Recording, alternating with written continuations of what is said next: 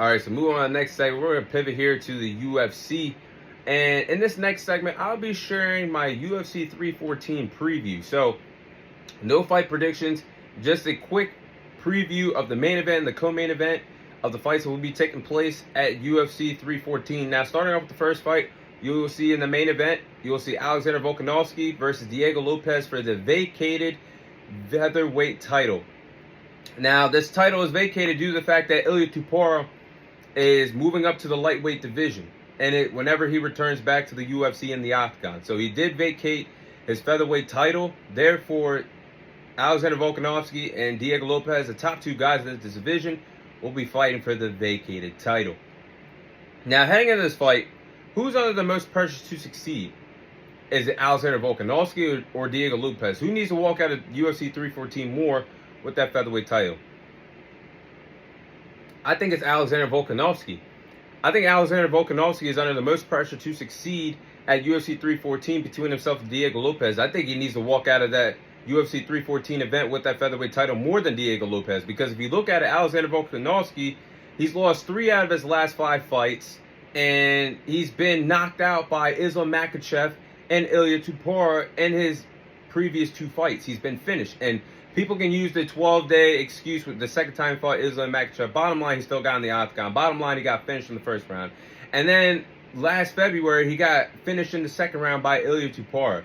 So there's a lot of pressure riding on this fight for Alexander Volkanovski. He's already 36 in his late 30s, and this could be his final opportunity of winning the featherweight title. We know he's one of the greatest featherweight champions of all time. Nearly held the title for 4 years. But if Diego Lopez loses this fight, he's young. And he's going to be around the UFC for a while. But if Alexander Volkanovski makes the mistake and loses his fight against Diego Lopez, that could possibly close the door for good in terms of getting title opportunities in the UFC. Because he's almost in the back end of his UFC career, being 36 years of age. He'll be 37 come fall. So I think he needs this win more than Diego Lopez, and I think he's under the most pressure to succeed. The striking advantage. Who does the striking advantage go to between Volkanovski and Lopez? I'll go with Alexander Volkanovski. I think Alexander Volkanovski has the striking advantage over Diego Lopez. He has 13 victories come way of knockout in his MMA career. Famous by landing counter punches, again, in finishes with his lethal, powerful hands. So I have to say that the striking advantage goes in favor of Alexander Volkanovski. Now, grappling, that goes to Diego Lopez. I think Diego Lopez has the advantage. He has 12 submission victories. Can really make his opponents feel uncomfortable on the ground. He's really good in the wrestling department over Alexander Volkanovski, who's not really known as a grappler wrestler, a really good grappler wrestler compared to Diego Lopez. And the work that I've seen Diego Lopez do in his biggest fight and his biggest win last year that took place in September, where he manhandled Brian Ortega at UFC 306, landing takedowns, keeping Brian Ortega grounded and made him feel uncomfortable on the ground. I got to say that Diego Lopez did that against a really good opponent that's been around for a while at this featherweight division. So if he could do that, possibly he could do that against Alexander Volkanovski as well. So I think the grappling/wrestling goes in favor of Diego Lopez. Experience, obviously, that goes to Alexander Volkanovski. He's a former featherweight champion, nearly held the title for 5 years, having a 4.5-year title reign. Big victories against Max Holloway on several occasions, Brian Ortega, Yair Rodriguez, Jose Aldo. I mean, he's been in the octagon with the best that the UFC has to offer. And this is Diego Lopez's first title fight. And this is his first time main eventing a UFC pay-per-view. So, obviously, the experience goes in favor of Alexander Volkanovski, in favor of the younger guy that's gunning for this vacated title, and Diego Lopez, who really doesn't have much experience on these big-time stages, on these big-time platforms like Alexander Volkanovski does. So, I think that's going to be one hell of a fight for UFC 314, the main event. I don't have a prediction for you guys. This is just a preview. But I think Alexander Volkanovski and Diego Lopez has the potential to be one hell of a fight in the main event of UFC 314 in the next few weeks. Now, for the co-main event, you have Michael Chandler versus Paddy. Who's under the most pressure to succeed for that fight?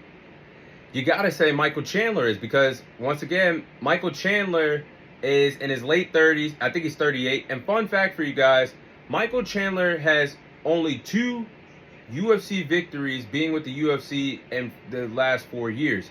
So I understand Michael Chandler has fought the best of the best at this lightweight division, and there's no shame in that. But one of your victories are against a washed Tony Ferguson, and let's face it, Michael Chandler also iced his career sitting out for a long period of time, waiting for that big money fight against Conor McGregor that never happened. It probably will never happen because Conor McGregor is completely out of it at this point. So I look at this, he's got losses. Michael Chandler's got losses against Charles Oliveira twice, Justin Gaethje, Dustin Poirier. If he wants to get these big time fights or possibly fight for a world title again, he's got to get past Paddy at UFC 314. So that I think he's under the most pressure to succeed between himself and Paddy for the co-main event at UFC 314. Now, who has the striking advantage? I'll say Michael Chandler. I think Michael Chandler is a much better striker than Paddy. His fighting style is a striker first. And he has 11 KO finishes in his MMA career. So definitely that goes in favor of Michael Chandler. Who's the better grappler? That goes to Michael Chandler as well. His wrestling background, 7 submission victories in his MMA career. 7 submission victories are impressive. And I can see him landing takedowns, frustrating Paddy, keeping him on the ground, making sure Paddy doesn't get going offensively, keeping him grounded, having control in the mount, side control. I could see Michael Chandler having his way wrestling in this fight. So I think the advantage goes to him in the grappling/wrestling department.